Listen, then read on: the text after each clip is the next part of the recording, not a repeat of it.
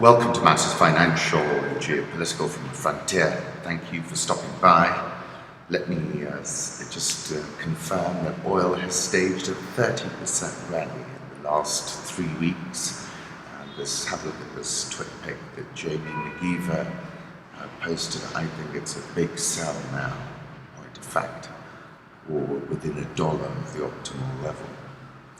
6.4 trillion of global sovereign bonds now have a negative yield, says JP Morgan. That's just incredible, isn't it? And I wrote about it on the 1st of February this year when I said currency puzzles and negative interest rates. And I said, sitting here in Africa, it is rather difficult imagining a situation where you get charged to deposit your money or where you might borrow money from the bank and end up paying back less than the principal amount borrowed. Bloomberg wrote, crazy as it sounds, several of Europe's central banks have cut key interest rates below zero and kept them there for more than a year. And it really is an extraordinary situation, probably a dislocation, and at some point I would have thought things are going to become very turbulent when everyone heads for the exit at the same time. Dr. Seuss, you know you're in love when you can't fall asleep because reality is finally better than your dreams. You have brains in your head, you have feet in your shoes, you can steer yourself any direction you choose. You're on your own and you know what you know, and you are the one who decide where to go. This reminds me of Norman Tebbit and his thing about a bicycle. Only you can control your future, indeed. North Korea has fired short-range projectiles after new UN sanctions, signaled its defiance over new United Nations sanctions to curb its nuclear ambitions by test-firing short-range projectiles in waters off the divided peninsula. North Korea fired a set of projectiles into its eastern waters around 10 a.m. on Thursday, about 10 hours after the UN Security Council unanimously approved new sanctions to punish Pyongyang for a nuclear test and rocket launch earlier this year. There needs to be preparation for the possibility of North Korea raising tensions extremely in protest of the UN Security Council resolution. I said North Korea has one ground game, and that ground game is brinkmanship. Put up a photograph of soldiers standing in front of a portrait of the North Korean leader Kim Jong-un in Pyongyang. All cargo to and from North Korea must now be inspected under just approved tougher UN sanctions. I like this photograph. Dear leader Kim Jong-il, remembered as warm sun, benevolently smiling on workers and children of great Korean people. There was a tsunami alert in Indonesia, and the aftershocks rocked Indonesia after a massive quake. Currency markets, the euro is at 108.60, and I'll come to that in a moment. Dollar index 98.18, Japanese yen 114.10, Swissy 0.9969, pound has staged a bit of a recovery, 140.77. The Aussie as well above 73.7311, India rupee 67.372. That's improved off 68 plus level. South Korean won 12.2673. Difficult for it to stage a recovery right now with all that tension on the peninsula. Brazil real 389.42. That's well below 4 again. Egyptian pound 782.98. And the South African rand 15.5526. Notwithstanding some pretty feisty language coming out of both sides. President Zuma and also from Pravin Gordhan's side. High beta currencies have staged a bit of a recovery over the last few sessions, in point of fact. Let me put up a 3-month chart of the dollar index. I'm still standing by my target of 110 by the end of the year, but the question is, will Janet Yellen blink this month? And if she does, then you would see a bit of a sell-off. Euro versus the dollar, last at 108.60, trading very heavy, high expectations that Draghi will deliver. Oil, as I showed you, up 30%, but I think topping out now, has rebounded sharply in recent weeks. But look at this picture and compare the oil price with inflation expectations in Europe, which have simply collapsed.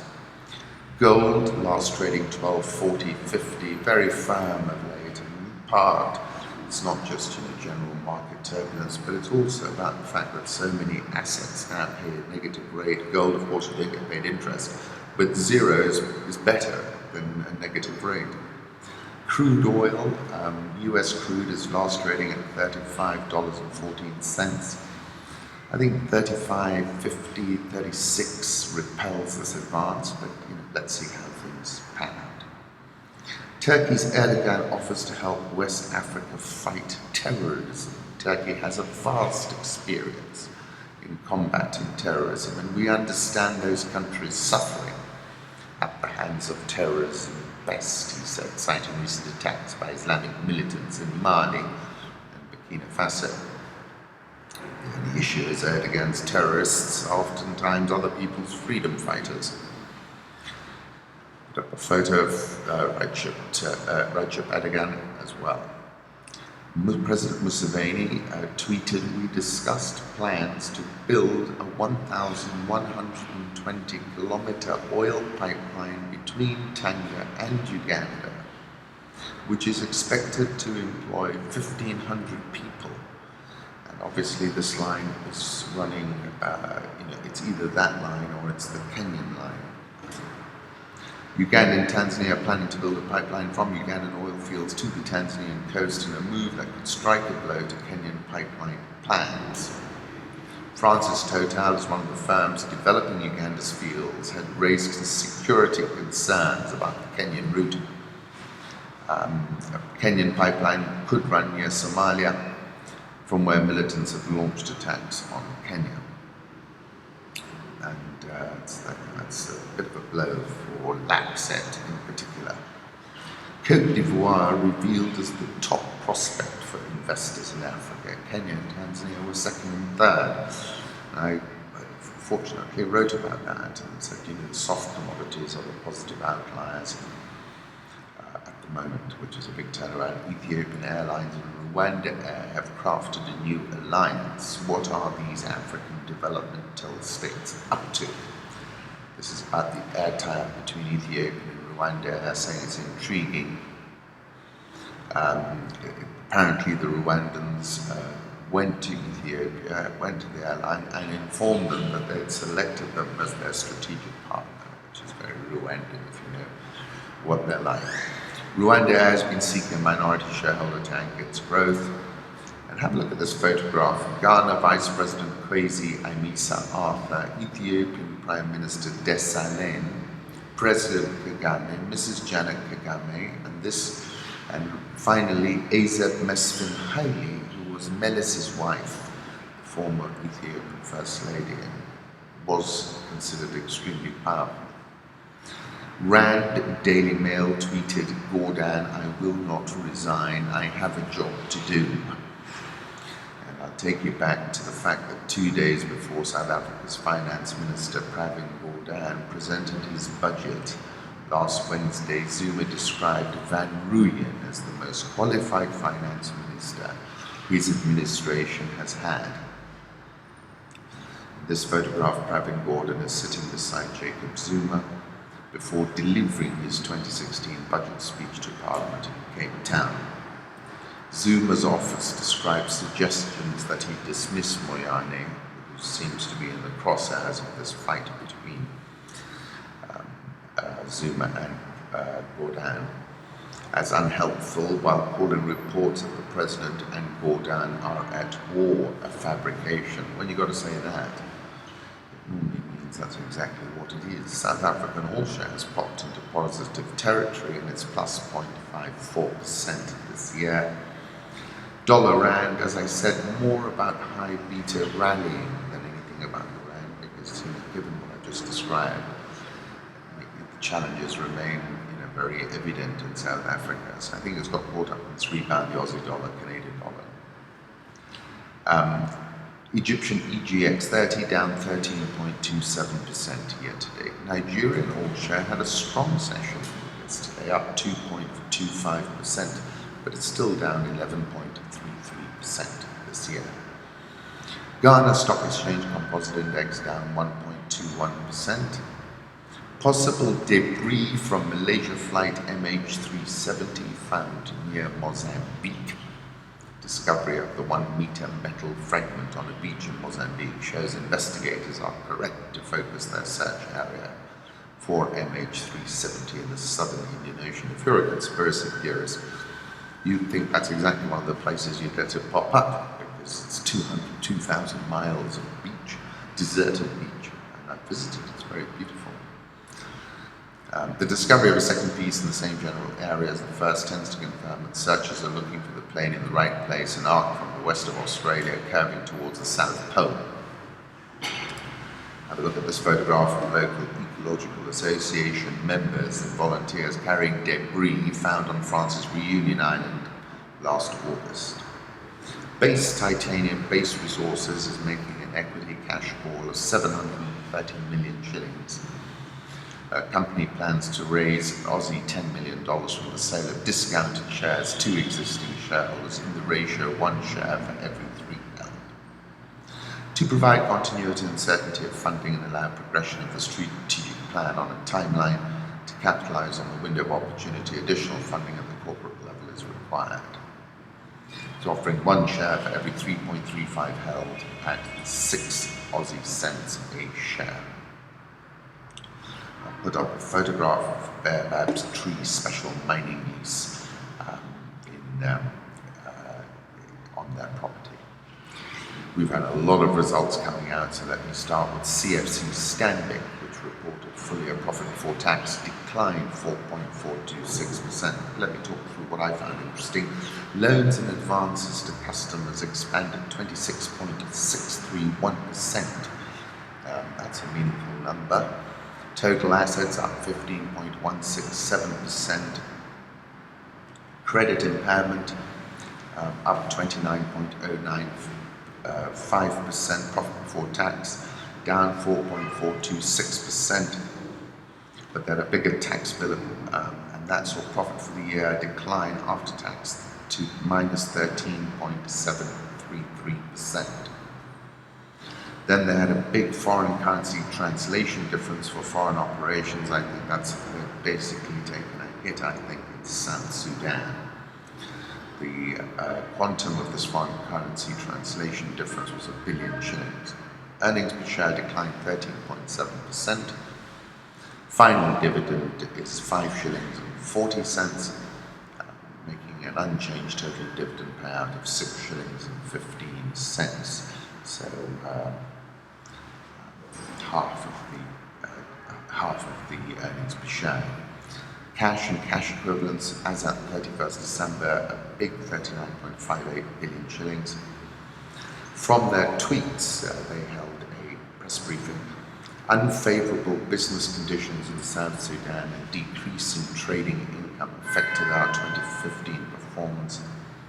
All things considered, this is the CEO, given challenges and environment, it was a good performance. It's a cheap share on a PE basis. They expanded the loan book by 26.631%, but evidently took a hit in South Sudan, as so many other companies have apparently. Uchumi reported first half earnings. Net sales was down 37.593 to 4.26 billion. But remember, they discontinued operations in Tanzania and Uganda. Profit from operating activities was minus 964.76 million. Profit before tax was a loss of 1.017 billion. So half-year earnings per share minus 2.79 versus minus 0.72. Cash and cash equivalents at the end of the period was negative 640 million. So they outed Uganda, they outed Tanzania during this reporting period, the path to profitability has been outlined, but it does need capital. Put up a photograph of the previous CEO, Jonathan Siano, at whose door a lot of the woes have been laid. NIC Bank reported full year earnings per share down 0.99%.